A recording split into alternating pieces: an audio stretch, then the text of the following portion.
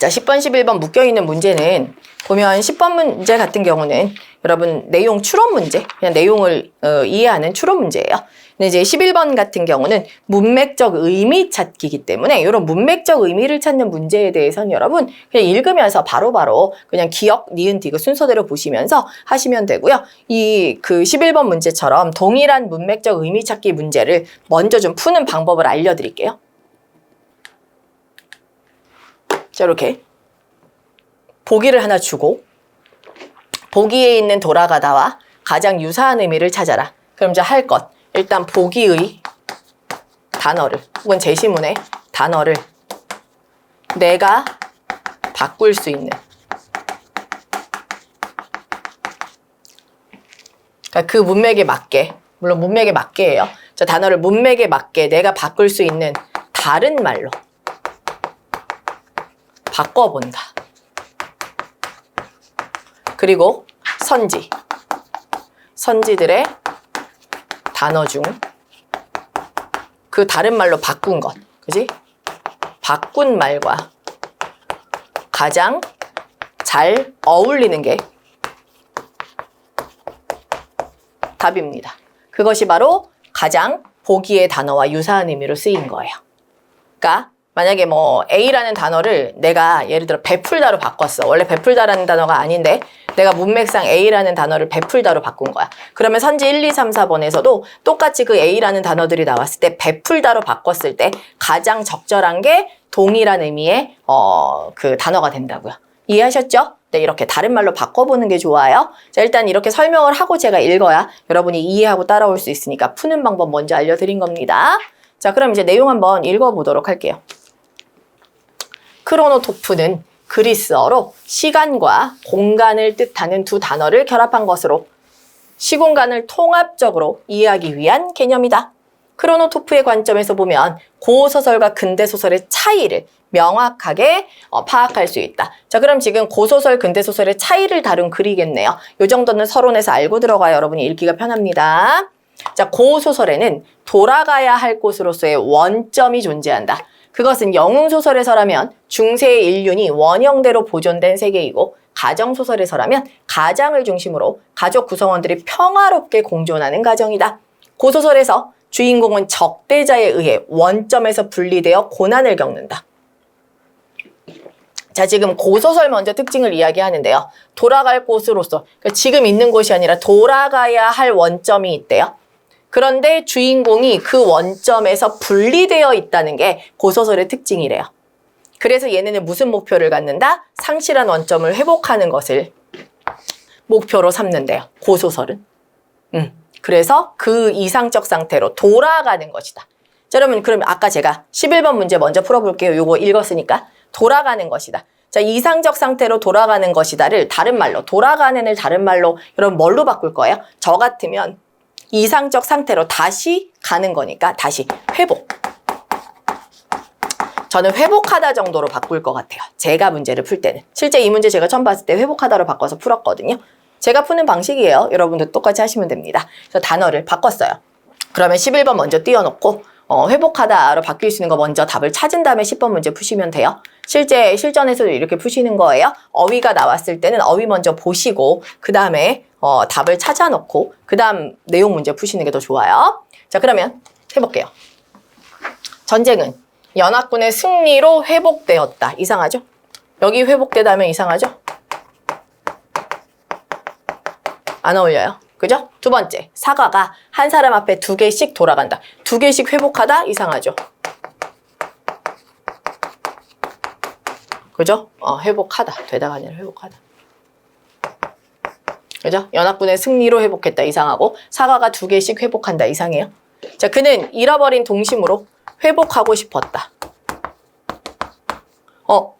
요거 좀 잘 어울리죠? 왜요? 잃어버린 동심을 어떻게? 되찾다. 회복하다. 그죠? 되찾다도 괜찮았겠네요. 앞에. 그죠? 이상세계를 되찾는 거. 그죠? 이상세계로 돌아가는 거, 이상세계를 되찾는 거, 이상세계를 회복하는 거, 동심으로 돌아가는 거, 동심을 되찾는 거, 동심을 회복하는 거. 이게 가장 자연스럽죠? 그녀는 자금이 잘 회복하지 않아서 자금이 회복하지 않다는 정말 이상하죠. 그래서 다른 거는 다 어색한데요. 3번이 되찾다, 되돌리다의 의미의 회복하다. 가장 본문과 유사하죠. 네, 이렇게 문제를 푸는 거라고요. 그래서 답은 일단 11번의 답은 3번이 먼저 나왔습니다. 이거 알아두시고요. 자, 그럼 이제 10번 문제를 풀기 위해서 다시 본문으로 돌아가서 읽어볼게요. 자, 지금 고소설, 크로노토프 이야기하는데 고소설에서 주인공들은 어떻다? 자기네들의 돌아갈 원점이 존재한다. 이 적대자에 의해 원점을 빼앗겼고 그들의 목적은 그 원점을 회복하는 것이다. 그래서 주인공과 적대자 사이에 갈등이 전개되는 시간을 서사적 현재라 한다면 주인공이 도달해야 될 종결점은 새로운 미래가 아니라 다시 도래할 과거로서의 미래이다. 자, 그러한 시공간의 배열을 회귀의 크로노토프라 한다. 자, 얘는 무슨 말이야? 지금 이 주인공과 적대자가 현재 막 싸우고 있어. 근데 주인공이 가고 싶은 곳은 어디야? 새로운 미래가 아니래. 원래 여러분 이게 이 독해 문제에서 중요한 것 중에 하나가 부정서술은 반드시 체킹을 한 번씩 해주는 게 좋아요. 왜냐하면 내용 추론 문제에서 새로운 미래가 아니라고 여기 나왔는데 새로운 미래이다라고 긍정형으로 나올 수 있거든요. 항상 부정과 긍정, 특히 부정형 서술은 잘 보시는 게 좋아요. 자, 그러면 새로운 미래가 아니라 다시 도래할 과거로서의 미래이다라고 했어요. 그러니까 뭐야? 과거로서의 미래니까 과거를 버리는 게 아니네. 무조건 새로운 미래가 아니라 과거를 다시 되찾아서 미래를 열어야 되니까 과거를 끊어내지 않네. 얘네들은 과거를 버리는 게 아니네요. 자, 이러한 시공간의 배열이 회귀. 그죠? 과거로 돌아가야 되니까 회귀의 크로노토프라고 한대요. 자, 이게 고소설입니다. 자, 그럼 여기까지. 너무 기니까 어차피 내용 이해 문제인데 너무 길면 여기까지 반 정도를 읽고 첫 번째 단락은 뭐 짧으니까 그냥 읽은 거예요. 자, 두 번째 단락까지 읽고 고소설만 파악을 해서 10번 선지 중에서 고소설 부분으로 파악할 수 있는 게 있는지 없는지를 먼저 좀 보는 게 좋겠어요. 지금 보시면 무정과 고소설은 아직 우리가 무정을 안 읽어서 몰라요. 근데 고소설 부분을 읽었잖아요. 회귀의 크로노토프를 부정한다? 자, 여러분 방금 고소설 읽을 때 뭐라고요? 주인공들은 새로운 미래를 원하는 게 아니라 과거로 돌아가는 미래라고 했어요. 따라서 이걸 회귀의 크로노토프라고 했으니까 고소설의 주인공들은 회귀의 크로노토프를 원합니다. 그것을 이루려고 노력하는 거지 부정하는 게 아니에요. 그래서 고소설이 부정한다 X. 벌써 이 1번 선지는 X예요. 밑에 있는 무정의 내용을 읽지 않아도 X입니다. 두 번째, 영웅소설의 주인공과 무정의 이형식은 우리가 아직 무정을 안 읽었으니까 이건 모르겠네요. 3번도 무정 안 읽었어. 4번 가정소설 아직 안 나왔네. 일단 1번만 알 수 있네. 우리가 지금 읽은 것 중에서. 근데 맞는 거 찾기이기 때문에요. 세 번째 단락 읽어보겠습니다. 자, 근대소설 무정은 회귀의 크로노토프를 부정한다. 지금 선지 1번에서 읽었던 근대소설 무정은 회귀의 크로노토프를 부정해. 하지만 고소설은 부정하지 않아. 그래서 잘못된 선지가 1번이었죠. 자, 얘네는 부정한대요. 즉 과거로 돌아가는 거 싫어한대요. 이것은 주인공인 이형식과 박영채의 시간 경험을 통해 확인된다. 형식은 고하지만 이상적인 고향의 기억을 갖고 있다. 그것은 박진사의 집에서 영채와 함께하던 때의 기억이다. 이는 영채도 마찬가지이기에 그들에게 박진사의 집으로 표상되는 유년의 과거는 이상적 원점의 구실을 한다. 박진사의 죽음은 그들에게 고향의 상실을 상징한다. 두 사람의 결합이 이상적 상태의 고향을 회복할 수 있는 유일한 방법이겠지만, 자, 회복. 예전의 이상적 원점으로 회복하고 싶어. 그러나 그들은 끝내 결합하지 못한다.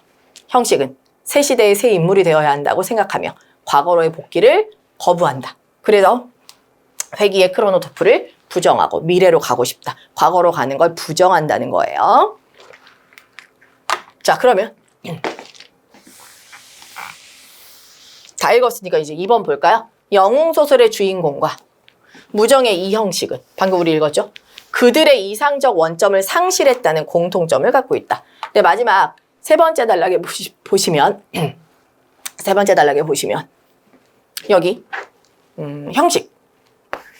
얘는 이상적인 고향의 기억이 있지만 그것이 어떻게 됐다고요? 그들에게 그 이상향이 상실되었다. 그러니까 이상적 고향의 기억을 상실했으니까 얘는 잃어버린 원점이 있는 거죠.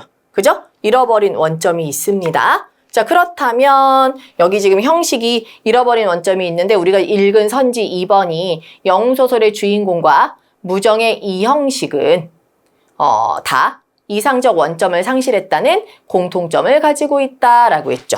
자, 영웅소설 이야기는 고소설, 두 번째 단락인 고소설에서 영웅소설에서라면 중세의 인륜이 원형대로 보존된 세계이고 가정소설에서라면 가장 중심으로 가족 구성원이 평화롭게 공존하는 가정, 그것이 바로 원점이다. 즉 뭐예요?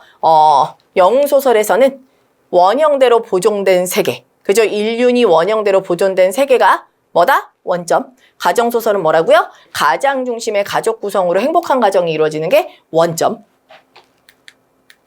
자, 그러면 여기서 2번 영웅소설의 주인공 그리고 무정의 이 형식은 이상적 원점을 상실했다는데 아까 우리 앞에 고소설의 주인공도 그렇고 영웅소설도 그렇고 다 어때요? 상실했다.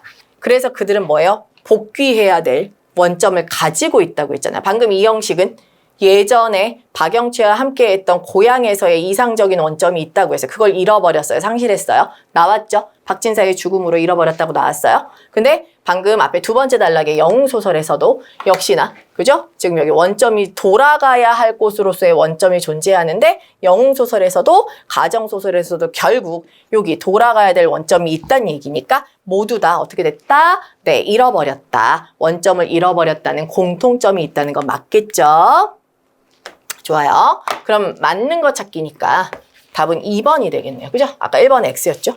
자, 그럼 3번은요. 무정에서 이 형식이 박영채와 결합했다면 새로운 미래로서의 종결점에 도달할 수 있었을 것이다. 아니요. 내용에서 박영채와의 결합을 거부했다 했어요.